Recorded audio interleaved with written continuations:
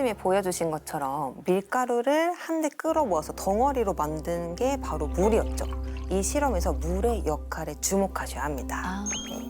우리 장 속에는 단당류를 끌어모아서 다당류로 결합하는 역할을 해주는 게 존재하는데 그게 바로 유산균입니다. 유산균? 저 유산균 맨날 먹는데. 네, 근데 이 유산균은 그냥 유산균이 아닙니다. 뭔데요? 유산균 종류가 엄청 많은 거잖아요. 맞아요. 종류 네. 엄청 많아요. 단당류를 결합해서 다당류로 만드는 데 도움을 준 이 유산균은 바로 비에날17 유산균입니다.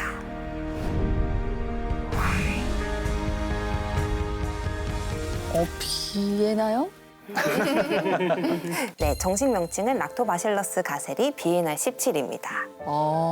비에날 17. 네. 예. 실제로 12주 동안 비에날17을 섭취시킨 동물의 대변에서 다당류 함량이 약 5배 증가했다고 하거든요. 이 결과는 어떤 걸 의미할까요?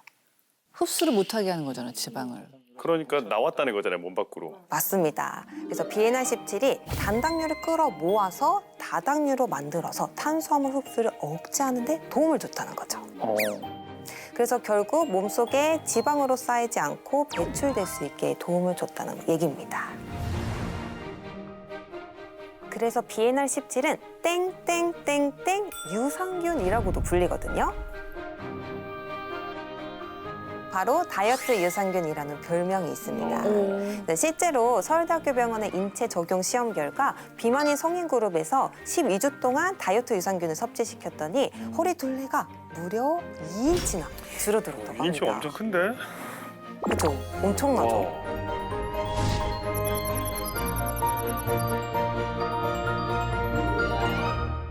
그 미국에서 열리는 건강기능 원료대회에서 2018년 당시에 체중관리 부분 올해의 원료상을 수상했고요.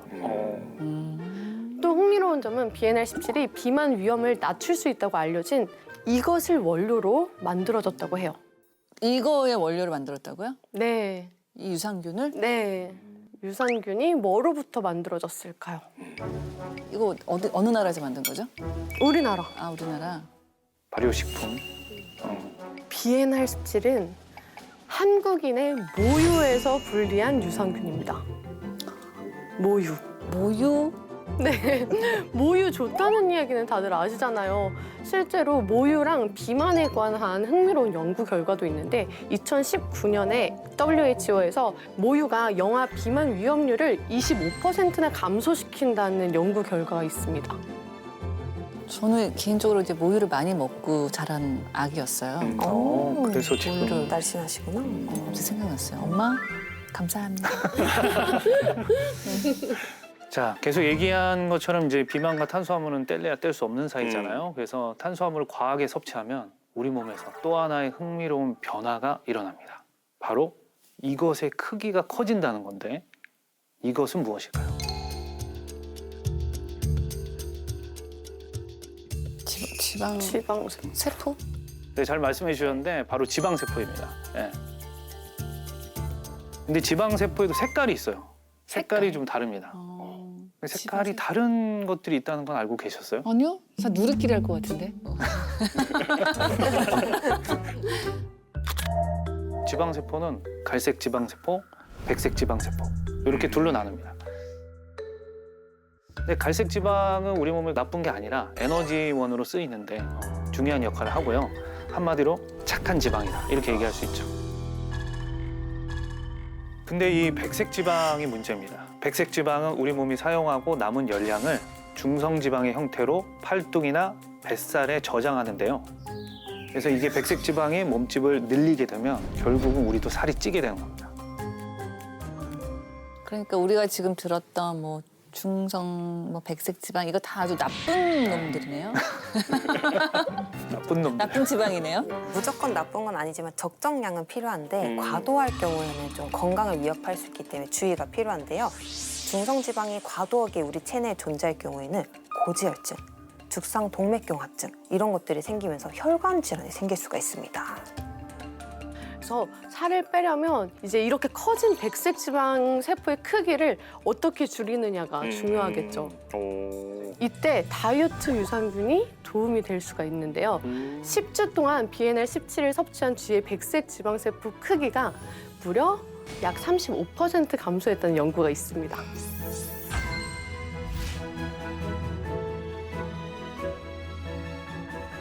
근데 어떻게 백색 지방 크기가 작아질 수 있죠? 한 연구 결과에 따르면 이 지방을 태우는 산화 유전자를 증가시켰기 때문이에요.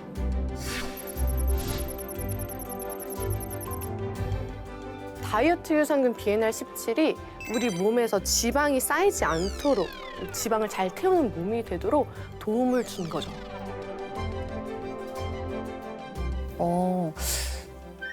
도움 받고 싶어졌네요. 오.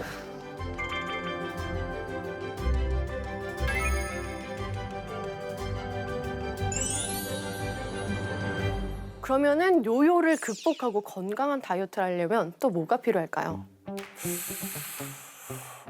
의지. 두 번째 시크릿을 공개할게요. 장 속에 이것을 지워야 건강하게 살이 빠진다. 지운다?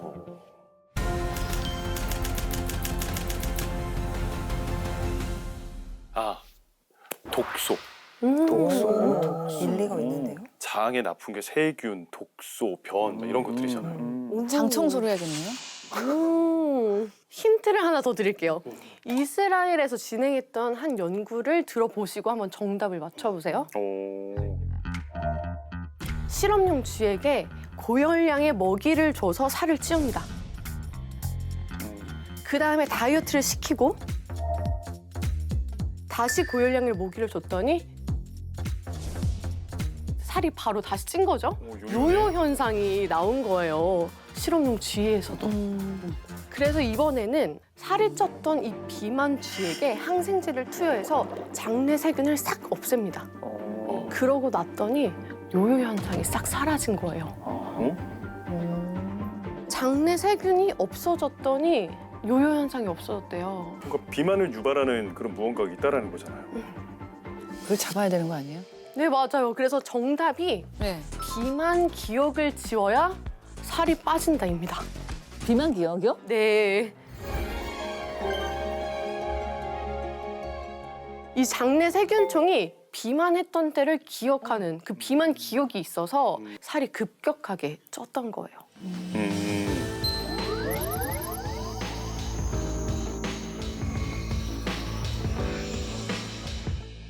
꼭 이렇게 쓸데없을 때 똑똑하다니까. 왜 기억력은 이렇게 좋아가지고. 진짜? 그러니까 건강한 다이어트를 하기 위해서는 장내 미생물 관리를 하는 게 아주 중요하겠죠. 그래서 다이어터들이 눈여겨볼 만한 연구 결과가 있거든요. 비만인의 장 속에는 유익균보다 땡땡균이 더 많다고 합니다. 어떤 건지 혹시 짐작해 보세요? 뚱보균.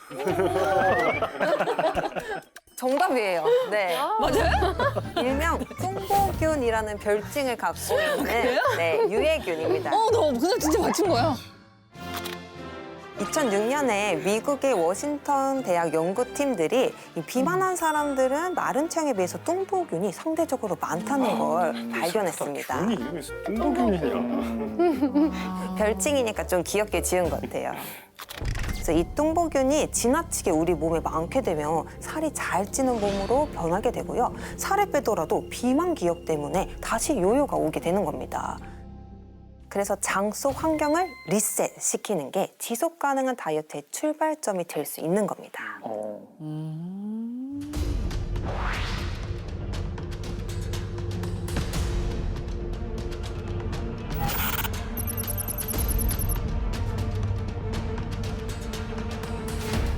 근데 이 뚱보균을 없애버리려면, 삭제해버리려면 어떻게 해야 될까요?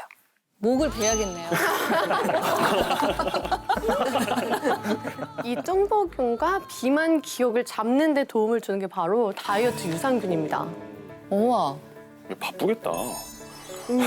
장내 유해균 증식을 억제해서 장 속의 무너진 균형을 유지하는 데, 좀 맞추는 데 도움을 주기 때문인데요.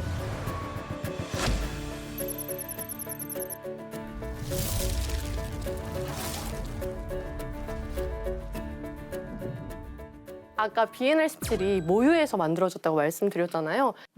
미국 식품의약국에서 인정한 인간이 섭취할 수 있는 유산균은 총 19종인데 모유를 통해서는 30배, 40배 더 많은 미생물을 섭취할 수 있다고 합니다.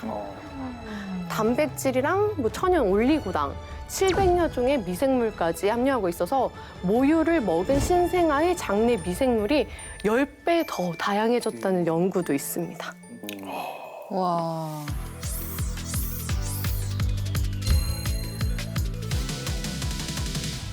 그리고 장 속의 균형이 깨지고 유해균이 많아지게 되면 또 다른 문제가 생깁니다. 네. 그래서 아까 요요가 오는 게 호르몬의 불균형 때문에 식탐이 증가하는 것과 연관이 있다고 했잖아요. 그게 바로 렙틴 호르몬입니다. 이 렙틴 혹시 어떤 의미인지 아실까요? 렙틴은 그 그리스어 렙토라는 단어에서 파생된 거잖아요. 마르다, 얇다 이런 뜻인데. 오, 렉토 말고 렙토. 렙토. 렙토. 맞습니다. 어원에서 보듯이 렙틴은 식욕 억제 호르몬입니다. 근데 이 식욕 억제 호르몬이 고장나 버리면 어떤 일이 발생할까요? 큰일 나겠는데요?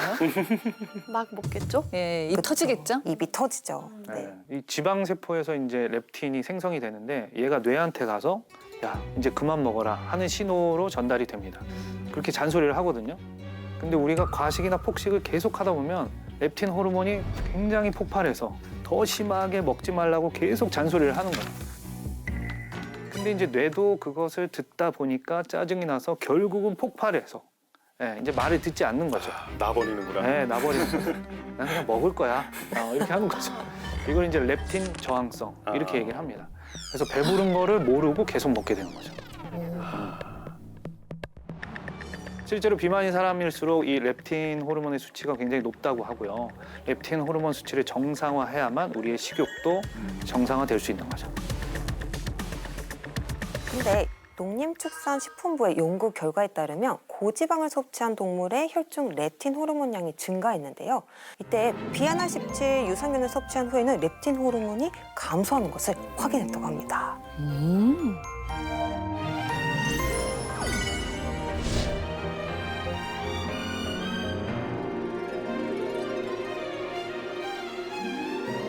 식욕 억제 호르몬이 이렇게 정상화가 되니까 식탐은 줄어들고 결국 살을 빼는 데도 도움을 받을 수가 있는 거죠.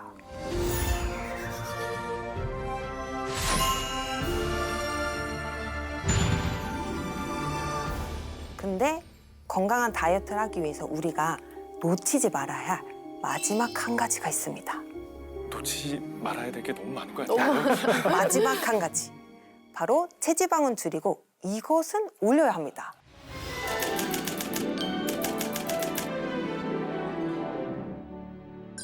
아 요즘에 이거 너무 스트레스예요. 아까부터 네. 계속 잘하네. 뭐예요? 근육. 맞아요. 근육 근육. 얘기를 계속 하셔서. 네, 걱정이 많으신 이유가 있어요. 이 마른 비만도 근육량이 줄어드는 게 문제였다고 말씀드렸는데 근육을 만드는 재료가 단백질이잖아요. 우리 몸은 문제가 있는 단백질을 분해하고 또 새로 단백질을 합성합니다. 근데 나이가 들면 이 능력이 떨어지게 됩니다. 그래서 근육량은 40대 이후부터 줄어들기 시작하는데 60세가 되면 20대 70%, 그리고 80세 이후에는 20대의 절반밖에 남지 않는다고 합니다. 요즘에 계속 많이 느끼는 게 20대 때는 조금만 해도 어느 정도 근육이 계속 좀 붙는 느낌이 들었는데 그쵸. 나이가 들면서부터는 똑같이 운동을 해도 근육이 예전처럼 붙지 않는다는 느낌이 좀 많이 체감을 해요. 맞습니다. 이렇게 나이가 들수록 근육은 줄어드는데 그 자리를 체지방이 오히려 채워버리니까 몸은 더 쉽게 살찌고 탄력도 잃어가는 거죠. 그럼 운동을 더 해야 되는 거야, 20대보다? 뭐 해야 맞아요. 되는 점점 거죠? 더 많은 운동을 해야 됩니다. 특히 근력 운동으로요. 심지어 더 큰 문제는 노년층의 경우에는 근육 기능이 떨어지면서 근감소증 위험도 높아지는데요. 큰 통증은 없어서 이제 막 이렇게 관리를 소홀히 하는 그런 경우가 많습니다. 이 경우에는 낙상이나 골절, 또 심혈관 질환 이 위험률이 너무 높아지기 때문에 근감소증 환자의 경우 사망 위험이 약 4배나 높아진다고 해요. 그래서 그런 말이 있기도 하잖아요. 은퇴할 때 가장 지켜야 되는 것은 연금이 아니라 근육이다. 그런 말이 있어요. 근육 조언이네요. 1kg은 나의 노후에 1,000만 원 정도에 해당이 됩니다. 그러니까 근육 1kg가 주는 만큼 나의 치료비는 1,000만 원씩 늘어난다라고 생각해도 된다라는 그런 이야기도 있잖아요. 그러니까 20대부터 이거를 저축을 하듯이 근육을 계속 단련을 시켜서 우리 수진 쌤 되게 부자시겠네요. 그렇죠. 저는 정말 부자? 근육 부자입니다. 네. 부자 노후 언니. 대비 잘 됐습니다. 김부자 언니. 네, 다행인 거는 BNR17 유산균이 이 근육을 채워주는 데도 도움이 된다고 하는데요. 근육 단백질을 합성해주는 유전자의 발현을 증가시키는데 도움이 됐다는 연구도 있습니다. 또 BNR17을 섭취한 동물의 앞다리 강도나 러닝 시간, 그 근육 기능 저하를 개선했다는 연구 결과도 있고요. 이거는 진짜 다이어트를 하면서도 근육을 지킬 수 있다는 게 되게 좋은 거잖아요.